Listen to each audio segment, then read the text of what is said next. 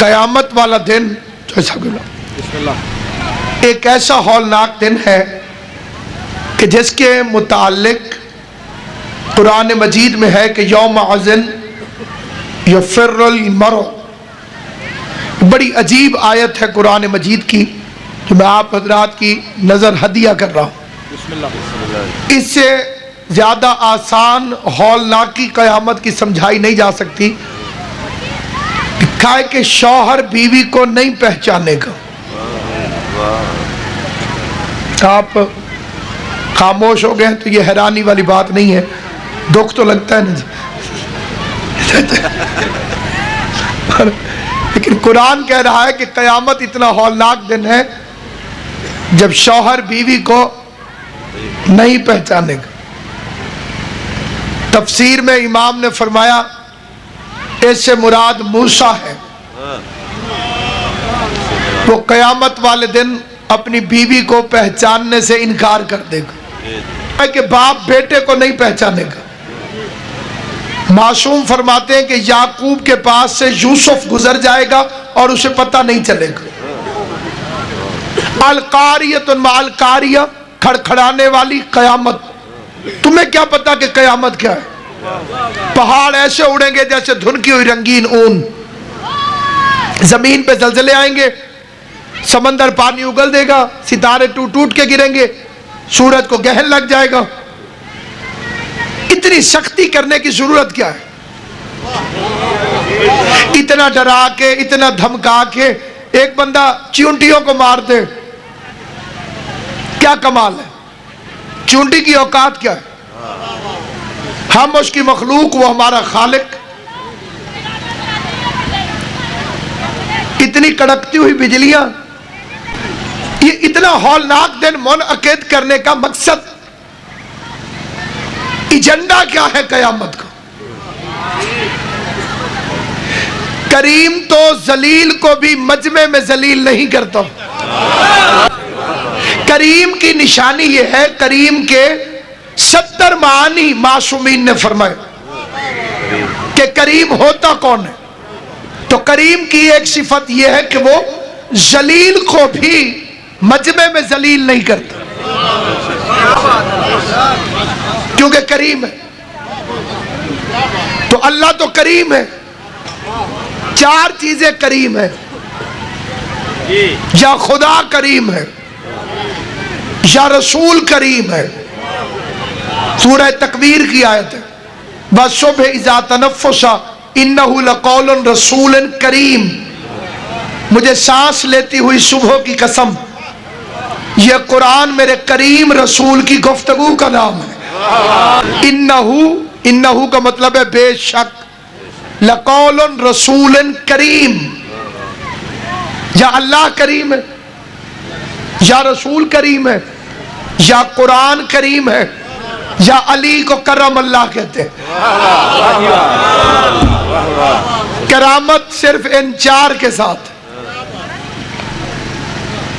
Agenda کیا ہے قیامت کا؟ اس نے ہمیں اتنی ہولناکیاں دکھا کر قیامت والے دن پوچھنا کیا ہے. اور وہ بڑی لمبی ڈیٹیل ہے, اتنا اشارہ ہی کافی ہے کہ بڑا سخت دن ہے قیامت. بھرا پڑا ہے قرآن, بڑا سخت دن. میں پوچھنا یہ چاہتا ہوں کہ کرنا کیا ہے؟ Judgment day, day of justice. وَمَن يَعْمَلْ مِثْقَالَ ذَرَّةٍ خَيْرًا يَرَهُ. ذرے ذرے کا جو حساب لینے کے لیے ایک دن مقرر کیا, اس کا کوئی ایجنڈا بھی ہے؟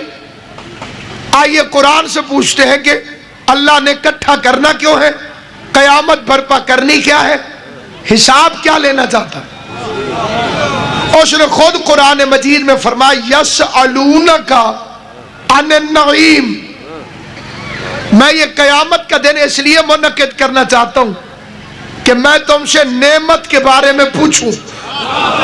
یسألونک عن النعیم. میں نے اس لیے قیامت کا دن منعقد کرنا ہے کہ میں اس دن تم سے پوچھنا چاہتا ہوں کہ نعمت کے بارے میں تم نے کیا کیا.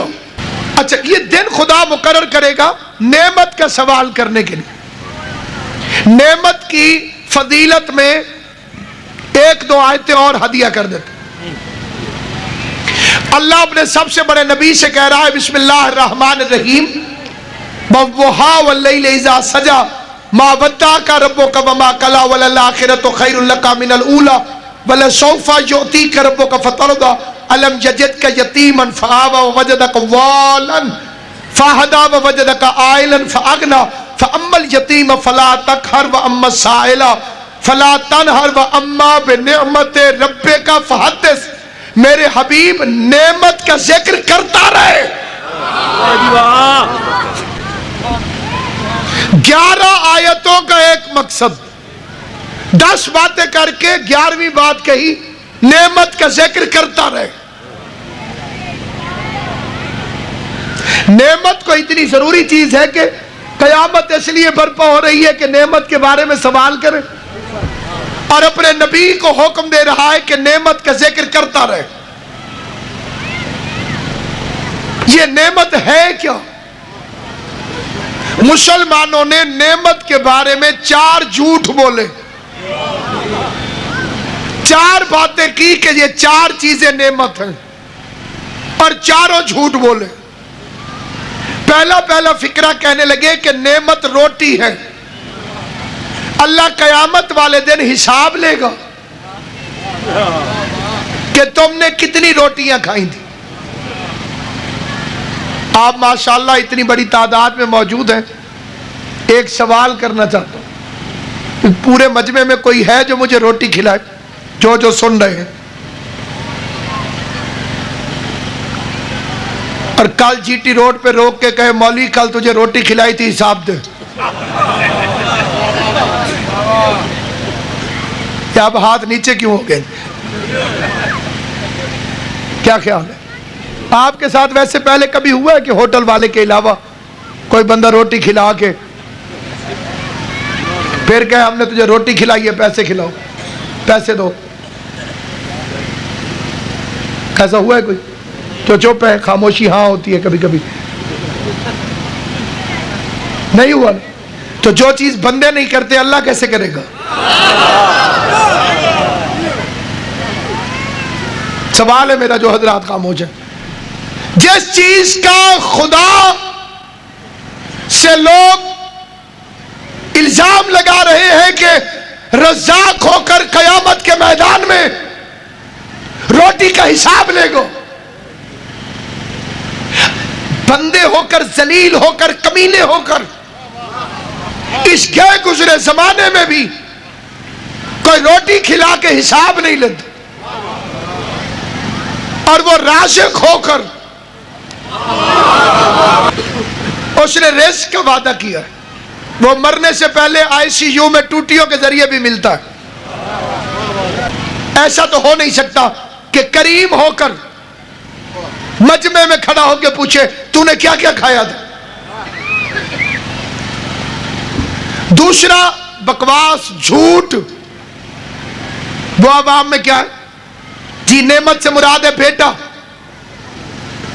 اس کے لیے ایک فکرہ اور بھی ساتھ میں اٹیچ کیا ہوا ہے. بیٹی رحمت ہوتی ہے، بیٹا نعمت ہوتا. تو سورہ الحمد میں کیوں کہتے ہو ان کے رستے پہ چلا جنہیں تو نے نعمت عطا کی ہے؟ بیٹے تو ابو لہب کے بھی تھے. میں قرآن کی ایک اور آیت پڑھ لیتا ہوں، میرے لیے آسانی ہو جائے گی. خدا کرے گا کہ میں آپ کو سمجھا سکوں گا. لَقَدْ مَنَّ اللَّهُ عَلَى الْمُؤْمِنِينَ. اللہ کہتے ہیں نعمت میں صرف مومنین کو عطا کرتا ہوں. روٹی تو کافر بھی کھاتے ہیں، منافق بھی کھاتے ہیں. اس کے کھانے نعمت پر موسیٰ بھی پلتا ہے، فرعون بھی. اگر بیٹے سے مراد، اگر نعمت سے مراد بیٹا ہوتا تو بیٹا ابو لہب کا بھی ہے. تو اللہ سے یہی کہہ رہے ہیں کہ ابو لہب کے رستے پہ چلا. کچھ بندوں نے کہا نعمت سے مراد ہے دولت، تو قارون کے پاس بھی تھی. کچھ نے کہا نعمت سے مراد ہے حکومت، تو وہ فرعون کے پاس بھی تھی. اس چیز کا نام بتاؤ جس کا حساب لے گا خدا. اس چیز کا نام بتاؤ جسے خدا نعمت کہتا ہے. قرآن مجید سے بتاتا ہوں کہ اللہ نعمت کسے کہتا ہے. काफिला जिस घड़ी नजदीक गदीर आ पहुंचा, लेके जिब्रील अमी हुक्म कदीर आ पहुंचा। कायनात के सबसे बड़े रसूल के घोड़े की महार को जिब्रील अलैहिस्सलाम ने गदीर के मैदान में रोक के कहा, या अय्युहर रसूल बल्लिग मा उनज़िला इलैका मिन रब्बिक व इन लम तफ़अल फमा बल्लगत रिसालतहु वल्लाहु यअसिमुका मिनन नास। ए अल्लाह के रसूल वो पैगाम पहुंचा दे जो तेरे रब की तरफ से नाजिल हुआ है, और अगर तूने वो पैगाम ना पहुंचाया तो तूने मेरी रिसालत का कोई काम ही नहीं किया। खुदा तुझे लोगों की शरारत से महफूज रखेगा, लोगों की शरारत से महफूज रखेगा, लोगों की शरारत से महफूज रखेगा। पता चला जो अली की विलायत की मुखालिफत करे वो कुरान की नजर में शरीर होता है। अल्लाह के सबसे बड़े नबी ने पालानों का मिंबर बनवाया। दुनिया में बड़े बड़े मिंबर होते हैं, लेकिन हर मिंबर पर मजलिसें होती हैं तो होती रहेंगी, वाज होते हैं तो होते रहेंगे। विलायत वाला वो मिंबर है जो एक तकरीर के लिए बना, ना उससे पहले उस पर किसी की तकरीर हुई, ना उसके बाद। मदीने वाले मिंबर पे जिसका दिल चाहा वो चढ़ गया। विलायत वाले मिंबर पर या नबी बैठा है या अली बैठा है। क्या हसीन मिंबर होगा वो जो मिंबर एक था, खतीब दो थे, आखिरी नबी भी था, पहला इमाम भी था। जिसे समझ नहीं आई उसे फिर समझाता हूं, बूढ़ा मोहम्मद भी था, जवान मोहम्मद भी था। पैगंबर ने पूरी पूरी मजदूरी की, बाजू पकड़ के दिखाया, 4 दफा फरमाया अल्लाह मौलाया व अना मौला लकुम व मन कुन्तु मौला फहादा अलीयुन मौला। जिस जिसका मैं मौला हूं वो उसका अली मौला। कड़कती धूप में 8 घंटे मुस्तफा ने तकरीर की। तकरीर करके उतरे तो बदन ताहिर पे पसीना आ गया था। पसीने को देखकर बेदिल के दिल की धड़कन तेज होने लगी। खुद ही कानून बना दिया कि मजदूर की उजरत पसीना खुश्क होने से पहले दे दो। अभी मुस्तफा उतरा नहीं था कि जिब्राइल उजरत लेकर आ गया। अल यौमा अकमलतु लकुम दीनकुम व अतममतु अलैकुम नेमती। हमने अपनी नेमत आप पर तमाम कर दी। तो नेमत से मुराद है अली की विलायत। अल्लाह कयामत वाले दिन रोटी का हिसाब नहीं लेगा, अली की विलायत का हिसाब लेगा।